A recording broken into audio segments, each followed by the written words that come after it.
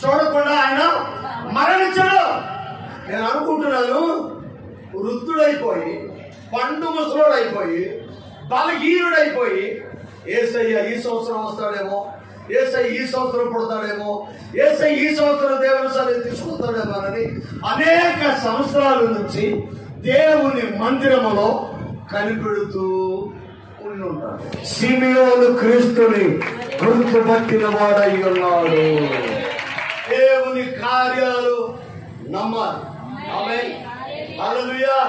నువ్వు నమ్మితే దేవుని కార్యాలు చూస్తావు, నువ్వు నమ్మితే విడుదల చూస్తావు, నువ్వు నమ్మితే ఆశీర్వాదాలు చూస్తావు. ఈ ఉదయకాలము వాక్య ధ్యానం నిమిత్తమై లూకా సువార్త 2వ అధ్యాయము 29వ వచనం. నాథా, ఇప్పుడు నీ మాట చొప్పున సమాధానముతో నీ దాసుని పోనిచ్చుచున్నావు.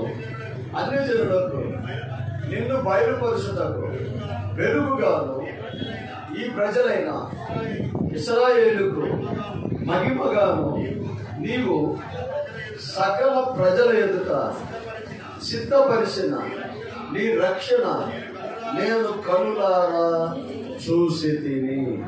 ప్రియ దేవుని బిడ్డారా, యేసు ప్రభు పుట్టి 8వ రోజు ఆయనను దేవాలయంలోనికి తీసుకొని వచ్చారు. ప్రియ దేవుని బిడ్డారా, ఆయన పుట్టిన గడియ దేవుడు బయలుపరచలేదు, ఆయన పుట్టిన స్థలము దేవుడు బయలుపరచలేదు, ఆయన ఎక్కడ ఉన్నాడో దేవుడు బయలుపరచలేదు. కానీ ప్రియ దేవుని బిడ్డారా, మోషే ధర్మశాస్త్రం ప్రకారం ప్రతి తొలుసును బిడ్డను 8వ రోజు దేవాలయానికి తీసుకొని వచ్చి దేవునికి సమర్పించాలి గనక 8వ రోజు యేసు ప్రభుని దేవుని మందిరమునకు తీసుకొని వచ్చారు. ప్రియ దేవుని బిడ్డారా, గర్భము దాల్చిన సమయంలో గాబ్రియేలు దూత నీకొక కుమారుడు పుడతాడు, ఆయనకు యేసు అను పేరు పెట్టుదువు. యేసు అనగా రక్షకుడు అని అర్థం. బైబిల్లో ప్రవచనాత్మకంగా యెషయా ప్రవశిస్తాడు, ఆయన ఇమ్మానుయేలుగా వస్తాడు. ప్రియ దేవుని బిడ్డారా, ఆశ్చర్యకరుడు అంటాడు, ఆలోచనకర్త అంటాడు, నిత్యుడగు తండ్రి అంటాడు, సమాధానకర్త అంటాడు, యెహోవా షాలేం, యెహోవా నిస్సి, యెహోవా. ప్రియ దేవుని బిడ్డ, ఇలాగా రకరకాల పేర్లతో పిలువబడుతున్న ఈయన ఇక్కడికి వచ్చేప్పటికి ఏమంటాడంటే, ప్రియ దేవుని బిడ్డారా, యేసు అని ఆయనకు పేరు పెట్టబడును. యేసు అంటే రక్షకుడు అయ్యున్నాడు. సభలు దేవుని స్తుతించండి. ప్రియ దేవుని బిడ్డారా, భూమి పుట్టినది మొదలుకొని యేసు పుట్టుక వరకు ప్రపంచ మానవాళిని రక్షించుటకు ఏ రాజు రాలేదు, ఏ ప్రభుత్వం లెగలేదు, ఏ మంత్రి రాలేదు, ఏ అధికారులు రాలేదు. సకల మానవాళి రక్షణ కోసం ఉద్భవించిన వాడు యేసయ్య ఉన్నాడు. దేవుని బిడ్డ, ఆ యేసు ప్రభుని 8వ రోజు దేవుని సన్నిధికి తీసుకొని వచ్చారు. తీసుకొని వచ్చి యాజకుని చేతిలో పెట్టారు. ప్రియ దేవుని బిడ్డారా, యాజకుని చేతిలో పెట్టారు. యాజకుడు సిమియోను ఆ రోజుల్లో దేవాలయంలో యెరూషలేము కోసం, లేక ప్రియ దేవుని బిడ్డారా మెస్సయ్య కోసం, ఇశ్రాయేలును రక్షించుటకు వచ్చిన రక్షణ కర్త కోసం దేవుని సన్నిధిలో కనిపెడుతూ ఉన్న ఒక ప్రవక్త సిమియోను.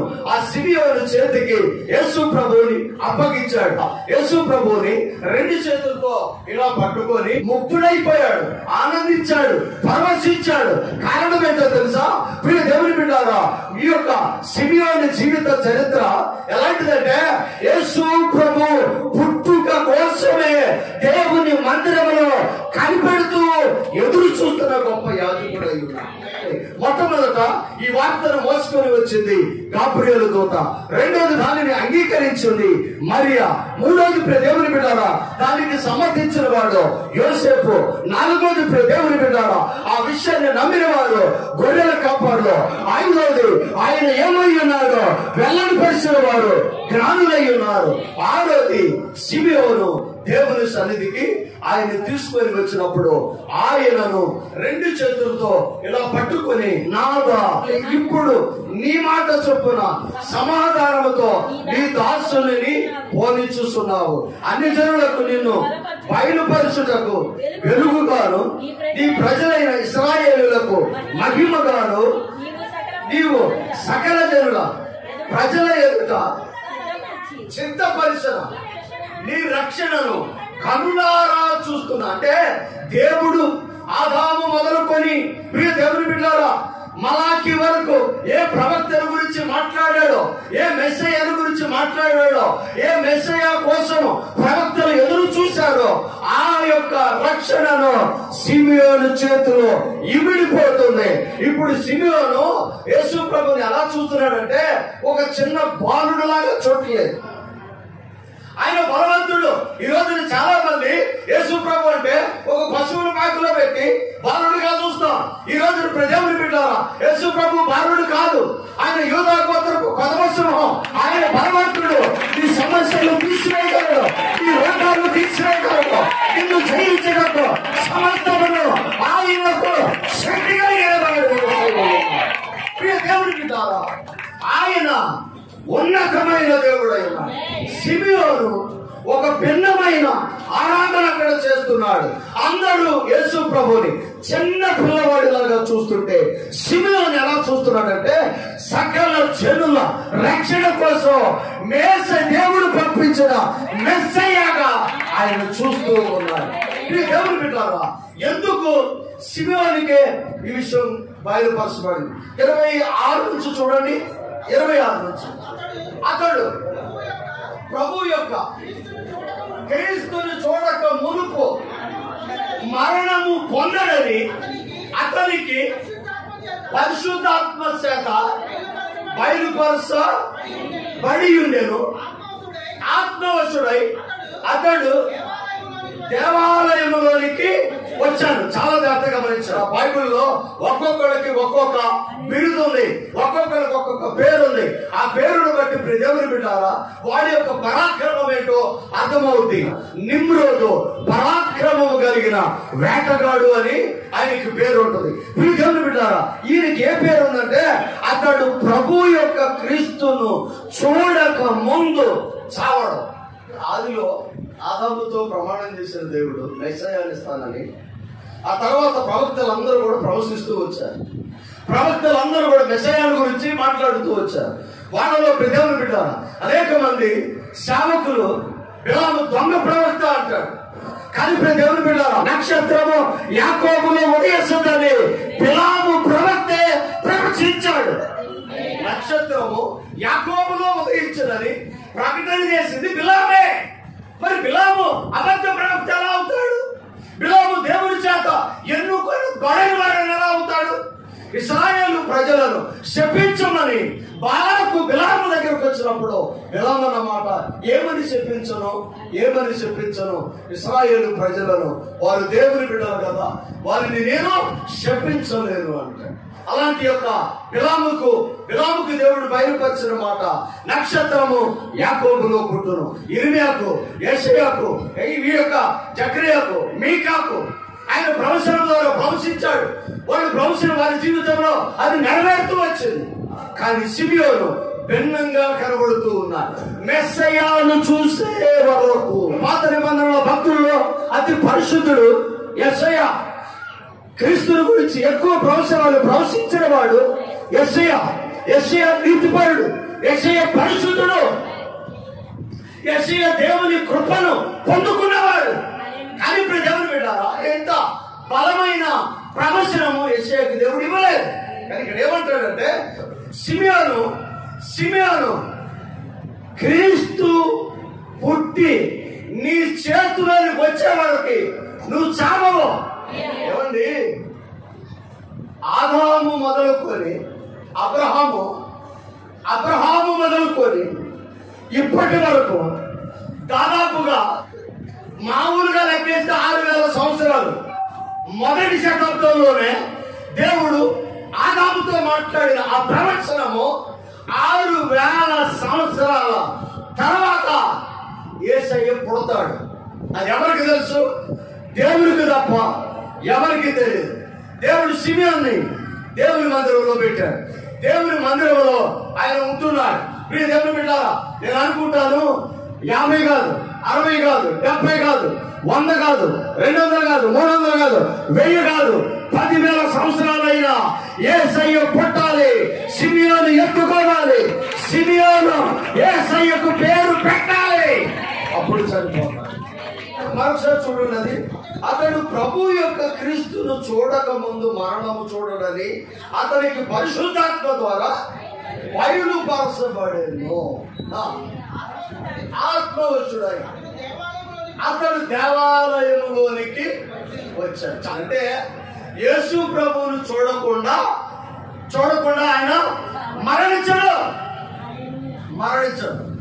ప్రియ దేవుని బిడ్డారా, ఒక ఆయన చూస్తాడు అని దేవాలయంలో కనిపెట్టి ఉంచాడు. ఆయన మందిరంలో కనిపెట్టున్నాడు.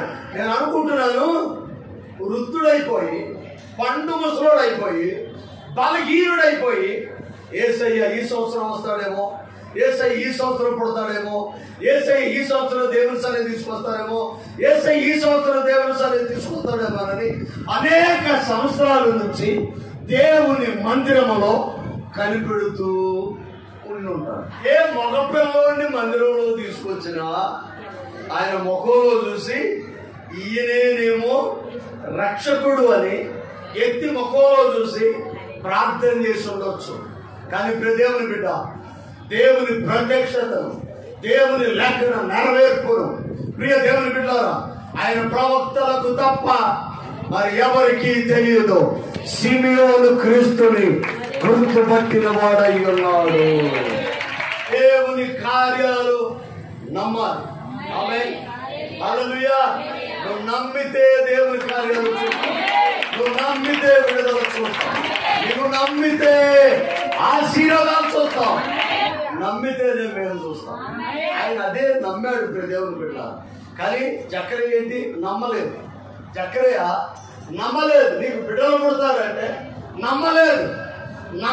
కానీ అతనుకున్న ఒక ఇదేంటంటే ఏదో ఒకటి మాట్లాడతాడు. అంటే మాట్లాడకూడని మాట్లాడతాడు. ఆశీర్వాదకరమైన మాటలు మాట్లాడరు కొంతమంది. ఆమె హల్లెలూయా. నష్టం కలిగే మాటలే. నేను ఎప్పుడు ఇంతే, ఏది చేసినా ఇంతే, ఏది ప్రారంభించినా ఇంతే, ఏది తలపెట్టినా ఇంతే, నా ముఖం చూస్తే ఎవరు నాకు సహాయం చేయరు, నేను ఏదైనా ప్రారంభిస్తే ఏది కలిసి రాదు, నా బతికే ఇంతే అనుకున్న రోజులు నీ జీవితంలో లేవా ప్రియ దేవుని బిడ్డ? ఆమేన్, హల్లెలూయా. కానీ రాత్రి ఉదయకాల సమయంలో ప్రభు నీతో ఉన్నాడు. ఏది నమ్మలేదు అది నీవు నమ్మేలాగా నీ జీవితంలో యేసయ్య జరిగించేవాడు. 21 నుంచి ఒకసారి చూడండి. ఆ శిశువులకు సున్నతి చేయవలసిన 8వ దినము వచ్చినప్పుడు గర్భమందు ఆయన పడక ముందు దేవదూత చేత ఏ పేరు, గర్భమందు ఆయన పుట్టక ముందు గాబ్రియేలు దూత నీకు కుమారుడు పుడతాడు, యేసు అని పేరు పెట్టుదు అని ఏ పేరైతే గాబ్రియేలు దూత చెప్పిందో ఆ పేరు పెట్టడానికి దేవుని మందికి తీసుకొచ్చాడు. చదవండి. మోషే ధర్మశాస్త్రం చొప్పున వారు తమ్మును శుద్ధి చేసుకుని దినములు గడిచినప్పుడు ప్రతి తొలుసులు మగపిల్ల ప్రభువుకు ప్రతిష్ఠ చేయవలెను. ఆమేన్. ప్రతి తొలుసులు పిల్లను దేవునికి ప్రతిష్ఠించాలి. ఆమేన్, హల్లెలూయా. నాతోనే ఉన్నారా? ఎప్పుడైనా మీ పిల్లలు దేవుని ప్రతిష్ఠించారా? సేవలో వాడిని వాడుకో ప్రభు అని నీ బిడ్డలు ఎప్పుడైనా నువ్వు ప్రతిష్ఠించావు? ఆమేన్, హల్లెలూయా. చాలా మందికి ఎంతవరకు తెలుసు అంటే సేవ అంటే వాక్యం చెప్పడం పాస్టర్ గారు అనుకుంటారు. కానీ సేవ అంటే పాస్టర్ గారే కాదని. ఆమేన్, హల్లెలూయా. లేవి గోత్రానికి సేవను దేవుడు అప్పగించాడు. లేవి గోత్రం అంటే యాజకులు ఒక పాలెము, ఒక పట్టణము లేవి గోత్రం. ప్రియ దేవుని బిడ్డ, వాళ్ళందరూ యాజకత్వమే చేశారా అంటే లేవి ఒక్కడే యాజకత్వం చేశారు. మరి వాళ్ళు ఏం చేశారు? ప్రియ దేవుని బిడ్డ, వాళ్ళ పిల్లలు వాళ్ళ కుటుంబాలు, స్త్రీలు, పురుషులు అందరూ కూడా దేవాలయ పనిలో నిమగ్నమై ఉండేవాడు. కర్రలు కట్టేవాడు, తాళ్ళు లాగేవాడు, డేరాలు కుట్టేవాడు, డేరాలు మడత పెట్టేవాడు, గుడారాన్ని వేసేవాడు, గుడారాన్ని తీసేవాడు, వాటిని చుట్టేవాడు, వాటిని మోసుకొని వెళ్ళేవాడు, రొట్టెలు ఇచ్చేవాడు, దీపస్తంభములు వెలిగించేవాడు, పళ్ళను శుభ్రపరిచేవాడు, బలిపీఠమును సిద్ధపరిచేవాడు, బలిపీఠమును కట్టెను పేర్చేవాడు, నూనె పరిచేవాడు. ప్రియ దేవుని బిడ్డలారా, మందసపు మోత కర్రలను తయారు చేసేవాడు, మందసపు మోత కర్రలను మోసేవాడు. వీళ్ళందరూ ఎవరు? లేవీయులు, యాజకులు. ప్రథమ ఫలము దేవునికి అప్పగించడం అంటే నీ బిడ్డలు దేవునికి ఇస్తే వాళ్ళు దేవుని మందిరములో పరిచారకులుగా దేవుడు వారిని వాడుకుంటారు. ప్రథమ ఫలాన్ని ఎక్కడ తీసుకురావాలి? దేవుని మందిరానికి తీసుకురావాలి. ఆశీస్ దేవుని బిడ్డ జోయలు, జేకు, హాల్రిక్ వీళ్ళు దేవునికి సమర్పించుకున్న ప్రథమ ఫలాలు. వాళ్ళు ఏ పనైనా చేయని, బైబిల్ మందిరంలో రిఫరెన్స్ చదవచ్చు, ఆర్కెస్ట్రాలో ఉండొచ్చు, క్వైర్లో ఉండొచ్చు, మరి ప్రార్థనలో ప్రేయర్ టీంలో ఉండొచ్చు, ఏదైనా చేయొచ్చు. కానీ ప్రథమ ఫలం ఏ పనిలో ఉండాలి? ప్రథమ ఫలం ఎక్కడ ఉండాలి? దేవుని మందిరంలో ఉండాలి. దేవుని మందిరంలో ప్రథమ ఫలము ఉంటే దేవుడు కుటుంబాన్ని బహుగా చూసేవాడు. కానీ మనోళ్ళు ఎవరిని దేవునికి ఇస్తారో తెలుసా? ఎవరు పేదవుతాడో వాడిని దేవునికి ఇస్తారు. ఎవడో ఆరోగ్యంగా ఉండడో వాళ్ళని దేవునికి ఇస్తారు. ఎవరికి చదువు రాదు వాళ్ళ దేవునికి ఇస్తారు. ఎవరికంత తెలివి తక్కువగా ఉంటారో వాళ్ళని దేవునికి ఇస్తారు. దేవుని బిడ్డారా, అబ్రహాం దగ్గరనే పవనపురంలో పాస్టర్ గారు అక్కడ సన్నగా బక్కగా ఉండేవాడు. ముఖం కొంచెం ఇలా తిరిగి ఉంటుంది. ఒక రకమైన ఏది స్టెచ్ మనోడంతా. వర్గీస్ గారు వాక్యం చెప్తూ ఆ తండ్రిని పిలిచి నీ కొడుకులు మొత్తం పైకి పిలవమన్నాడు. పైకి పిలవమంటే అందరూ ఆరోగ్యం 3-4 వచ్చారు. పెద్దవాడు, రెండోవాడు, మూడోవాడు, నాలుగోవాడు, ఐదోవాడు. ఐదోవాడు ఎవరు? పక్కోడు, చిన్నవాడు సేవకి ఇచ్చాడు. అని ఎందుకు ఇవ్వలేదు? అది జాబ్ చేస్తున్నాడు. ఈడెందుకు ఇవ్వలేదు? అడుకోడు చేస్తున్నాడు. ఈడెందుకు ఇవ్వలేదు? ఈయన ఎందుకు ఇచ్చావు అంటే అది చిన్నప్పుడు జబ్బు చేసింది, ఏమి చేయలేని అన్నారు అయ్యారు. వీక్గా ఉన్నారు కాబట్టి దేవుని సేవకి ఇచ్చారు. అదేనా ఇవ్వాల్సింది? దేవుని సేవకి ఇవ్వాల్సింది? ఎవరు దేవునికి ఏది ఇవ్వాలండి? వసంత్ కుమార్ గారు అంటారు, నీ చేతిలో రెండు అచ్చకాయలు ఉన్నాయనుకో, వాడు పెద్దది వాడు చిన్నది అనుకో, చిన్నది నువ్వు తీసుకొని పెద్దది కోడికి ఇచ్చారు. వాడు ద్వారది వాడు పండుది అనుకో, ద్వారది ఉంచుకొని పండుది ఇవ్వాలి. ఏంటి చెప్పండి దేవునికి ఎలాంటి ఇవ్వాలి? శ్రేష్టమైన. దేవునికి ఎలాంటి ఇవ్వాలి? శ్రేష్టమైన ఇవ్వాలి. అదే కాదు, నీ మందలోనికి చూసి వాటిలో శ్రేష్టమైన దాన్ని తీసుకొచ్చి దేవునికి. ఎప్పుడైతే నీ కంట్లో ఏది పడిందో, ఏది శ్రేష్టమైనదో, బలమైనదో, ఆరోగ్యకరమైనదో అది దేవునికి మిగిలినన్నిటినీ ఆయన ఆశీర్వదించుకోవాలి. అబ్రహాము తెలుసు, ప్రథమ ఫలం అడుగుతాడు. ఈడు ఒక్కడే ఉన్నాడు ఉసూరుమంతా. ప్రథమ ఫలమైనా ఏదైనా అయినా దేవునికి ఇవ్వాలి కాబట్టి ఇవ్వటానికి వెళ్ళాడు. కానీ దేవుని మహాకృప, దేవుని పెట్టారా, అద్భుతమైన రీతిగా తిరిగి రెట్టింపులుగా అబ్రహాముని ఆశీర్వదించుకోవాలి. ప్రతి తొలుసూరు పిల్ల ప్రభువునకు ప్రతిష్ఠించబడుటకు గాను దేవాలయంలోకి తీసుకొని రావాలని నియమం ప్రకారం యేసయ్యను దేవుని సన్నిధికి తీసుకొని వచ్చారు. ధర్మశాస్త్రం ముందు చెప్పబడినట్లు కొవ్వల జతనైనను 2 పావురాల జతనైనను సమర్పించుటకును వారు ఆయనను యెరూషలేమునకు తీసుకొని పోయిరి. దేవుని ఏర్పాటు ఎక్కడుందో, దేవుని ఆత్మ ఎక్కడుందో, నీవు ఎక్కడ నీ బిడ్డలు పెరుగుతున్నారో అక్కడ నీ బిడ్డలను ప్రతిష్ఠించాలి.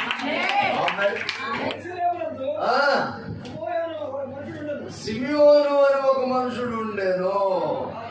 అతడు నీతిమంతుడు, భక్తిపరుడు. ఆమె యాజకుడు ఊరికే యాజకుడు అవడం.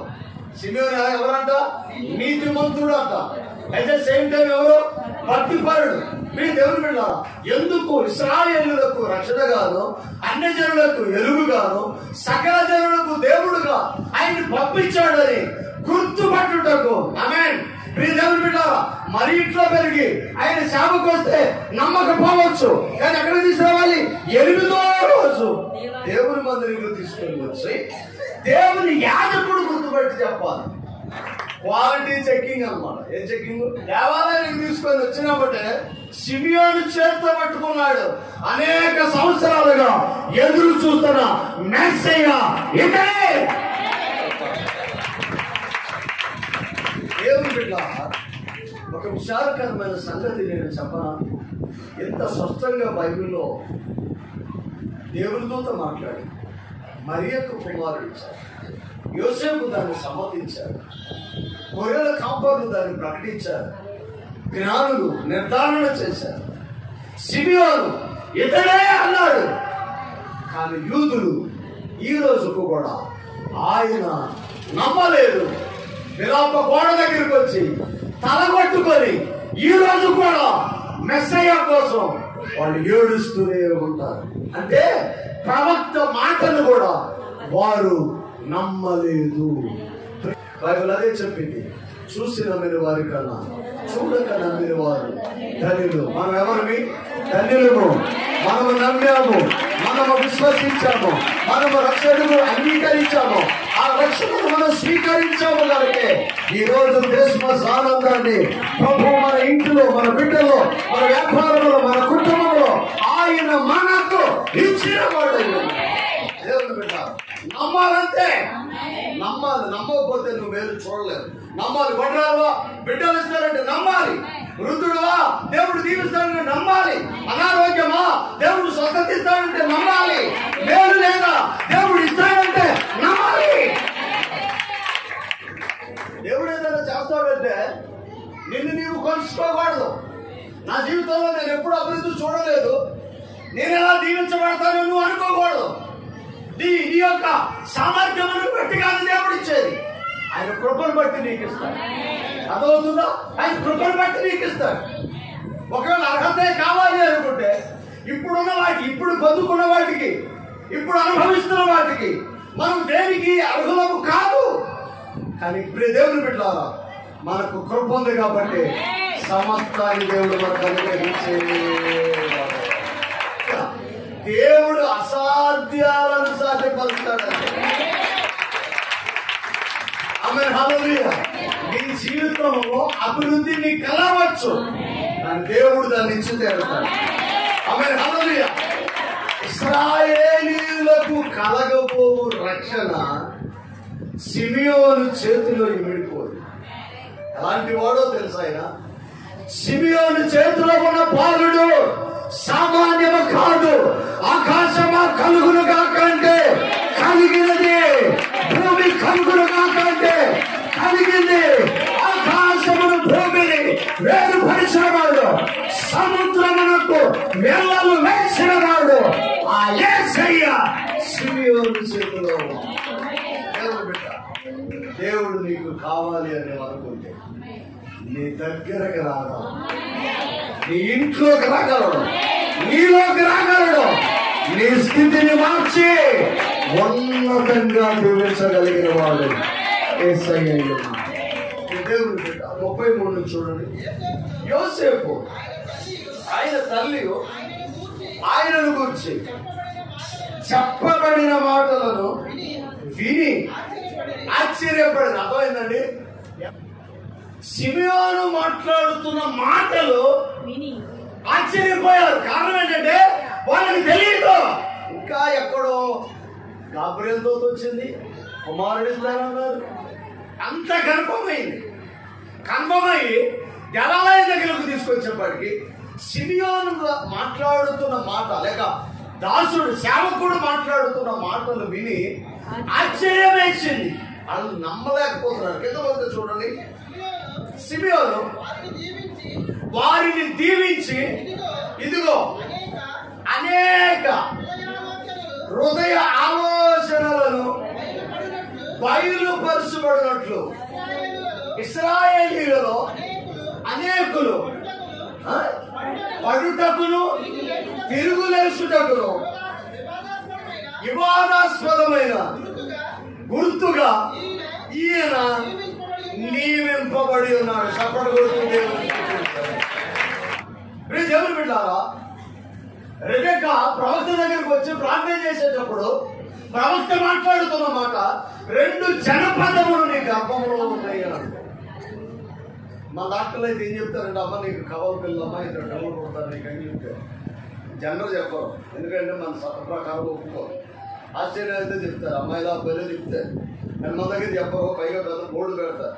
జనరల్ ఎవరు అడగొద్దండి, అడిగితే ఫైన్ 5 సంవత్సరాలు జైలు 50,000 ఫైన్ ఏమో మాట్లాడతారు.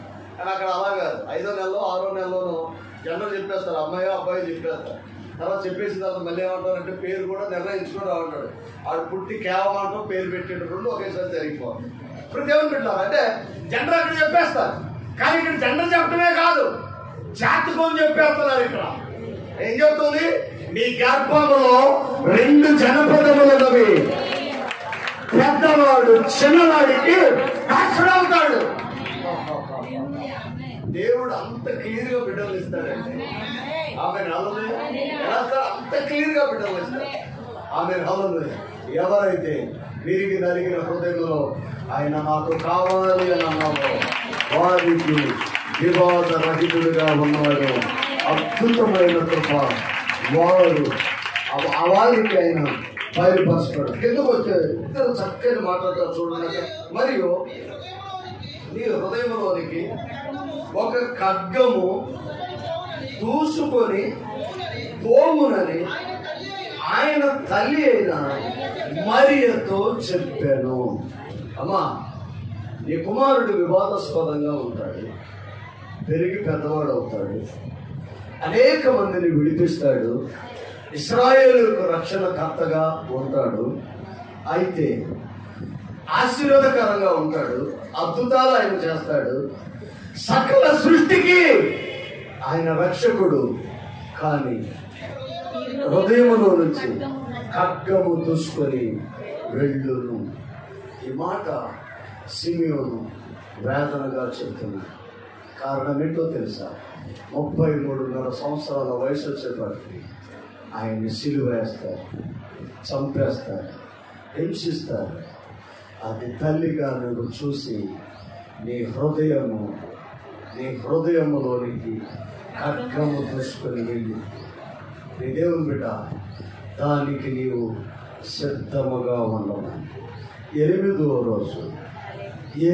రోజు యేసయ్య బాలుడిగా దేవాలయంలో ఉన్నప్పుడే 33.5 సంవత్సరాల తర్వాత ఆయన పొందబోతున్న మరణము ద్వారా ఆ తల్లి గర్భ కోత ప్రవక్త ముందుగానే వెల్లడిపరిచిన వాడే. ప్రియ దేవుని బిడ్డ, ఇవన్నీ ఎందుకు జరిగినాయి అంటే ఇది కట్టు కథ కాదు, చరిత్ర, సత్యము. ఇది శక్తి, మనకి ఆశీర్వాదకరంగా ఇది మారులుగా. ప్రియ దేవుని బిడ్డ, నా మాటలు చాలా జాగ్రత్తగా. ఆ రోజు మరియకు అది వేదన, కానీ సకల జనులకు అది రక్షణ. ఆ రక్షణ తను సమ్మతించింది. ఆ మెస్సయ్య పుట్టడానికి తను సమ్మతించింది. తన అవమానాలను భరించింది. దేవుని చిత్తాన్ని తన జీవితంలో నెరవేర్చిన ధీర వనిత కన్య అయిన మరియ. ప్రియ దేవుని బిడ్డ, ఈ ఉదయకాల సమయంలో దేవుని చిత్తాన్ని నీ జీవితంలో నీవు నెరవేర్చడానికి ఇష్టపడితే నిన్ను, నీ బిడ్డలను, నీ కుటుంబాన్ని ఉన్నతంగా దీవించగలిగిన వాడని ఉన్నారు. ఏ మేలు నీ కుటుంబానికైనా తక్కువ చేయడు. కొదవ లేని మేళ్లతో ఆయన నిన్ను తృప్తిపరిచేవాడై ఉన్నారు. యేసు అనగా రక్షకుడు. నువ్వు రోగంలో ఉన్నావా, రక్షిస్తాడు. నువ్వు శ్రమలో ఉన్నావా, రక్షిస్తాడు. నువ్వు మరణశైలిపైన ఉన్నావా, రక్షిస్తాడు. నువ్వు నిరాశలో ఉన్నావా, రక్షిస్తాడు. వేదనలో ఉన్నావా, రక్షిస్తాడు. నీ స్థితిని మార్చి ఉన్నతంగా దీవించగలిగిన వాడు నా యేసయ్య. తల వంచండి ప్రార్థన. ప్రేమ కలిగిన దేవా, కృపా సత్య సంపూర్ణుడా, నీకు మహిమ. యేసయ్య దేవా, మా అందరి కోసం మహిమను విడిచి వచ్చిన మహిమోన్నితుడము దేవా, నీ కృపతోడుగా వచ్చాను. ఇక్కడ ఉన్న ప్రతి బిడ్డను దీవించమని సమస్త ఘనత మహిమ ప్రభావములు మీకు ఆరోపించుకుంటూ యేసు పరిశుద్ధ నామమును అడిగి వేడుకొనుచున్నాము తండ్రి. ఆమేన్, ఆమేన్, ఆమేన్. అందరికీ వందనాలు.